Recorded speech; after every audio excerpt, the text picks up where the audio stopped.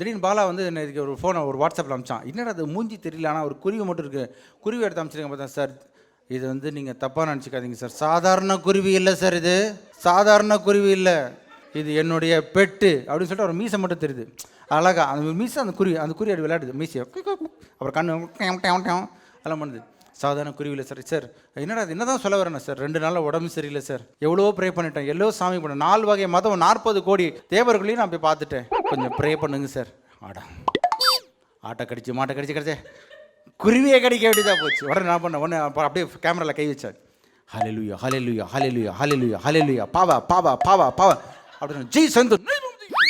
உடனே குழி பார்க்குது. குருவிக்காக ஜெபம் முதல் பாஸ்டர் நான் தான்டா. உடனே நினச்சேன், சரி இது ஒரு ஆத்மா இருக்கும், முன் ஜென்மத்தில் பாலாவாக கூட இருந்திருக்கலாம், நானாக கூட இருந்திருக்கலாம். ஸோ நம்ம என்ன பாவமோ என்ன கருவமோ தெரியல.